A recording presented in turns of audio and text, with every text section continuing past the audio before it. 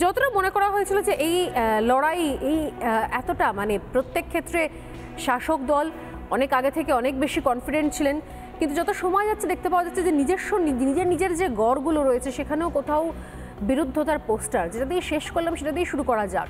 আমি অর্চনা দি এবং দীপঙ্করের কাছে আসবো আগে। ঘাটাল নিয়ে বলা হচ্ছিল যে দেব এত কনফিডেন্ট একবার রাজনীতি ছাড়া বা ধরা যাই হোক কিছু, তারপরও তার নিজের কেন্দ্র, সেখানে তার বিরুদ্ধে পোস্টার পড়ছে।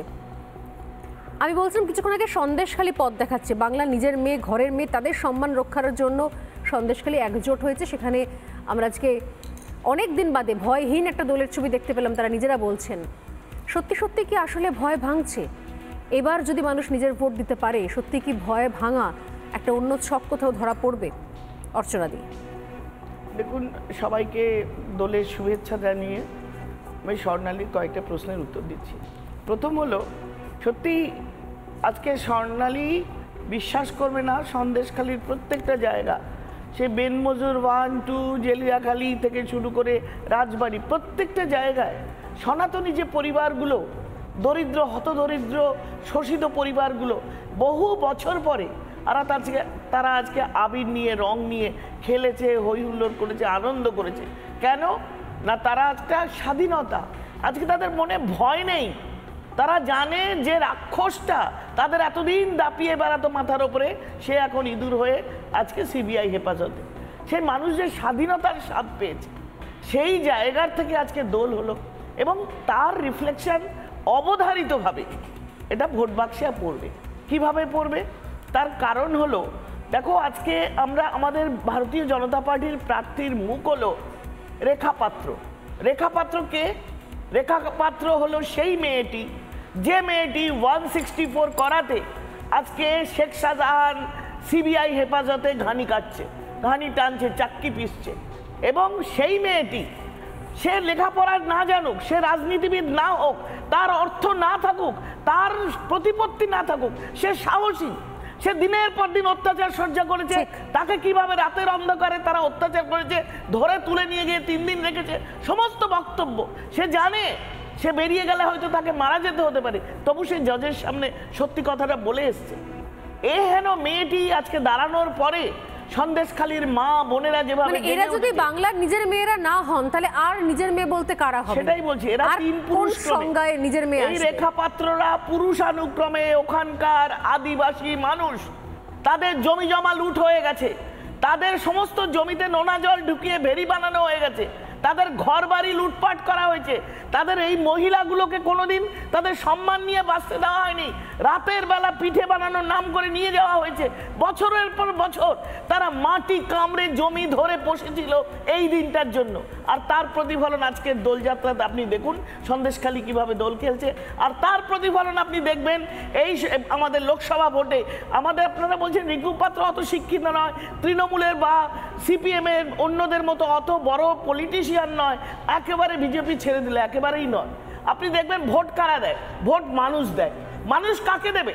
রাতের অন্ধকারে আজকে রেখা পাত্র দরজা নাড়িয়ে সাহায্য চাইলে তাকে দেবে, না শেখ শাহজাহান বাইক বাহিনী নিয়ে গুলি করলে তাকে ভোট দেবে? মানুষ আজকে ধর্মের পক্ষে, মানুষ আজকে প্রতিবাদ করে স্বাধীনতার পক্ষে। তারা ভোট যেন দিতে পারে, তাদের গণতান্ত্রিক অধিকার যেন রাখতে পারে, মহিলাদের সম্মান। বাংলার মেয়েরা তাদের যে রীত সারা পৃথিবী দেখছে, তাদের ওপর যে অত্যাচার হয়েছে, যেভাবে তাদের রেপ, মোলেস্টেশন যা কিছু হয়েছে দিনের পর দিন, যেগুলো আজকে সিবিআই এর বিচারাধীন, সেই জায়গা থেকে আজকে সারা পৃথিবী দেখছে বাংলার মেয়েরা কিভাবে তাদের অর্থ নেই, জোর নেই, কিন্তু তারা লড়াইটা দিচ্ছে। প্রতিবাদ নয়, তারা প্রতিশোধের আগুন মুখে নিয়ে। আমি উত্তরটা নিয়ে একটুখানি হাত তুলছেন অনেকক্ষণ ধরে দেবব্রত রায়। দেবব্রত কি বলতে চাইছেন বলুন। দেখুন, অর্চনা দেবীর কথা আমি শুনলাম, উনি খুব নারী মুক্তি, নারীবাদী ইত্যাদি বললেন, কিন্তু বিজেপির দৈন্যতাটা এখানে প্রকাশ পেয়ে গেছে। কতটা দৈন্যতা না থাকলে এখানে ওই ধরনের, কাউকে আমি ছোট করছি না, ওই ধরনের প্রার্থী এখানে দেয়। বিজেপির যে 20% কোন ধরনের প্রার্থী? এই ধরনের যেমন একটা দেখুন, সন্দেশখালী নিয়ে আমরা প্রচার করছি। সন্দেশখালীর সমস্যাটা কোথায়? দুটো পঞ্চায়েত, মানে আপনাদের কাছে শওকত মোল্লা, আরাবুল ইসলাম, এরা আপনাদের কাছে হচ্ছে হাই প্রোফাইল প্রার্থী। একবারও বলিনি, শুনুন, রেখা পাত্ররা প্রার্থী হলে আপনাদের সমস্যা হয়ে যায় কেন? আমাদের খুব আনন্দ পেয়েছি, একটা কেন সমস্যা? রেখা পাত্ররা প্রার্থী হলে কনফার্ম হলো। দেখুন, আপনাদের এই কনফার্মেশন নিয়ে কনফার্মেশন নিয়ে সমস্যা নাকি রেখা পাত্র প্রার্থী হওয়া নিয়ে সমস্যা? বিজেপি যাকে প্রার্থী দেবে এখন প্রার্থী খুঁজে পাচ্ছে না, এখনো 4টে সিটে বাকি আছে, ওরা খুঁজে পাক, ভালো না খুঁজে পাক, তাতে বা সমস্যা কোথায়? আমাদের কোনো সমস্যা নেই এখানে।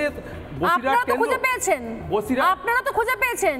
সুজাতা মণ্ডল আপনাদের প্রার্থী হয়েছে, যিনি প্রথম দিন প্রার্থী হওয়ার পরে র্যাম্পে হেঁটে বলেছিলেন যে সন্দেশখালী সব সাজানো ঘটনা, সন্দেশখালী সব সাজানো ঘটনা নিয়ে বসিরহাট কেন্দ্র নয়, আপনাদের প্রার্থী নাকি ভাই? না না না নাকি নিশীথ প্রামাণিক তো গুন্ডা মাফিয়া, সেটা বলুন। আপনাদের নিশীথ প্রামাণিকের নামে বিজেপি থেকে পোস্টার করেছে গুন্ডা মাফিয়া বলে, সেটা বলুন। অর্জুন সিং কি তুলসী মাতা নাকি? অর্জুন সিং গুন্ডা মাফিয়া আপনারা বলেছেন, তাদেরকে প্রার্থী দেন। উত্তর কলকাতায় যাকে চোর বলে তাকে প্রার্থী দেন। লজ্জা করে না? এই ধোঁকাবাজিতে বলছে না, বসিরহাটের মেয়েরা একেবারেই বলবে না, তারা জানে সত্যি ঘটনা কি। সন্দেশখালীর মেয়েদের কি অবস্থা?